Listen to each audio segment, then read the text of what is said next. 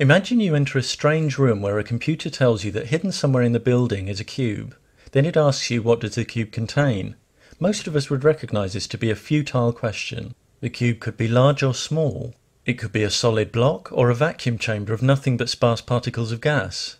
Or it might contain any one of billions of permutations of familiar or novel objects. You could never give a precise, justifiable answer. But if you were asked what does the cube not contain, you could give many answers. For example, the cube couldn't possibly contain the Amazon River, the planet Mars, or absurd objects such as a bed made of sleep. In fact, there'd be more perfectly valid answers to this second question than you could list in a million lifetimes. This illustrates an interesting asymmetry concerning the contents of this cube. Despite there being countless possibilities and impossibilities, without evidence from the cube itself, we can only ever make valid justifiable statements about what is not inside the cube, not what is. It's true that someone claiming, for example, that the cube contained nothing but a wooden spoon might be right, but since without evidence they could provide no valid justification for such a claim, there'd be literally no reason for anyone to accept it.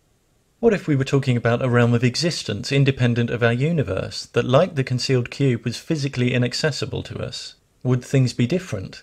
Would we be able to deduce precisely what occupied such a realm, such as a divine being? No, there's the same asymmetry as before. Countless kinds of being might exist independently of our universe. Countless logically impossible beings cannot. But while we can list many kinds of being that can't exist there because they violate logic, we can't list those, if any, that do. Any attempt to argue that a specific divine being exists in an inaccessible realm of reality is an attempt to argue for either the impossible or the unknowable.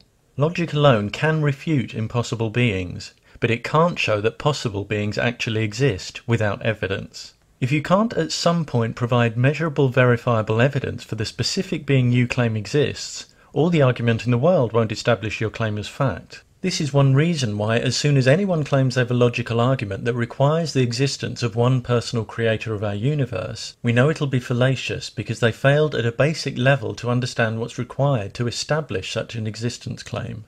It's just a question of identifying where the errors are.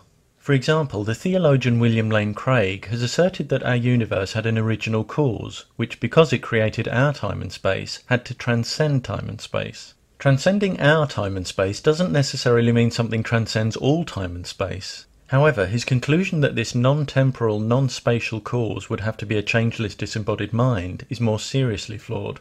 A changeless mind is by definition non-functioning. Minds and purposeful creation depend on change. Craig's changeless creator is self-contradicting and belongs to the category of the logically impossible. However seemingly plausible they may sound to the unwary or the already persuaded, all popular arguments for the existence of specific gods are based on false premises and or conclusions and unjustified presuppositions, and 100 invalid arguments don't accumulate into one valid one. Many people with theistic beliefs don't get tangled up in pursuing doomed arguments like these. They know they can't prove gods with logic and have no need to do so. They realize their beliefs are personal and that others are entitled to different views. However, when you're not so willing to respect difference, when you disparage, attack, or work to create disadvantage for others because they don't share your beliefs, it shouldn't surprise you when those you try to oppress object to this unreasonable attitude and expose the flawed arguments that shore it up. A belief in one or more gods might sustain you in your own life, but when you pressure others to adopt your beliefs and participate in practices associated with those beliefs, you give up the luxury of not having to explain yourself. You give yourself the burden of proof. And certain reasons that might seem sound when justifying a belief to yourself are simply not valid when you're trying to establish existence claims to other people, however passionately you express them. You can't pester and bully people and then retreat behind faith when challenged on your behaviour. And if you can't demonstrate that gods exist, resorting to emotional blackmail to try to get people to believe is a dishonest tactic. When those who don't believe in gods show theistic claims to be invalid, it's often claimed that they're trying to prove gods don't exist. In fact, all they're doing is exposing flawed reasoning and encouraging intellectual honesty. It's understandable that when some have their claims debunked, it's an uncomfortable feeling, and employing red herrings becomes an attractive way to wriggle out of admitting their mistakes. But debunking claims about the existence of gods is just showing those who make such claims that they can't assert what they're trying to assert. The question of defining divine entities is where the problems begin. As soon as you define any god, you must justify why you've defined it that way, giving a valid reason for each quality you're attributing to it. Many who realise they can't justify any particular definitions avoid them altogether. But without definition, there's no adequately formed concept to have a belief about. And this is the stumbling block when people are asked to define the gods they claim exist. As their divine definitions become more specific, they have more to justify. The flaws in their logic become more numerous and their arguments become easier to refute. Conversely, as their definitions become more vague, the entities they're proposing cease to have any practical relevance. Ironically, the way many people define gods means that as well as having no logical support, they can't be supported with evidence either. For example, as soon as you say God X is non-physical, you've proposed a being that can't be quantified, tested, or perceived, even in principle. You literally have nothing to work with. When trying to justify non-physical entities, people will often point out that we can't see the wind, but we still know it's there. However, this analogy is flawed. We know the wind is there because it is physical. Not only can we measure it and perceive it directly through our sense of touch, it can knock us off our feet and destroy buildings. The physical force it exerts could hardly be more dramatic. Indeed, we use that force to generate electricity. By contrast, it's not even clear what a being with no conceivable physical characteristics is supposed to mean.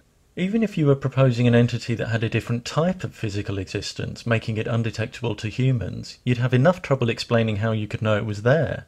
Many claim that the existence of particular gods can be demonstrated, that their powers can be manifested physically, and that these physical manifestations count as evidence. But even if we were to witness an event that genuinely challenged our understanding, that wouldn't justify inferring any specific divine agency.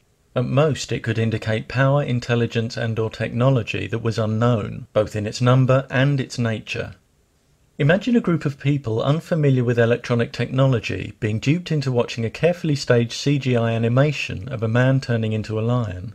If they thought they'd just seen evidence of divine magic, we'd know that conclusion was false and due entirely to an illusion of technology beyond their experience. Likewise, if you were to see something genuinely jaw-dropping like stars spelling out words in the sky, you'd have no basis for drawing any reliable conclusions about the specific causes of what you were witnessing. You could be having your brain expertly controlled by aliens. You could be having a psychotic break from reality. We already know that brains can conjure up richly detailed worlds when we dream, and that their dysfunction can cause us to hallucinate. If some kind of intelligence was responsible, anything with the ability to manipulate physical matter or our perceptions to that extent could easily disguise itself, so we could never be sure of its identity. With such fallible brains and such limited technology, a spectacle like this would simply be beyond the scale of what we could apprehend or investigate. Could life forms of vastly greater intelligence and power exist beyond the current reach of our perception and technology? Certainly. But even if we were ever to find evidence of greater intelligence, that would still not constitute evidence of specific gods. Even if some kind of intelligence initiated the existence of our universe, there's nothing to say what the nature of that intelligence was. Whether it was a single rather than a collective intelligence, whether or not part of that intelligence remains interested in the universe, let alone the affairs of humans, whether or not that intelligence is aware of our tiny planet, let alone capable of communicating with its inhabitants, or even whether or not that intelligence still exists.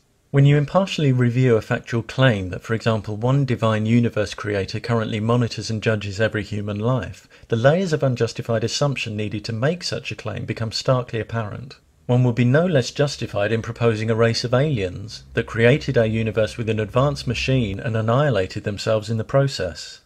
As soon as you propose any specific being, the nature of whose existence can't be reliably examined and quantified, even in principle, you're talking about a non-scientific concept that's insupportable by either logic or evidence. Without logic or evidence at your disposal, you have no grounds for demanding that anyone agrees with you. You certainly have no grounds for bullying and ostracizing them when they don't.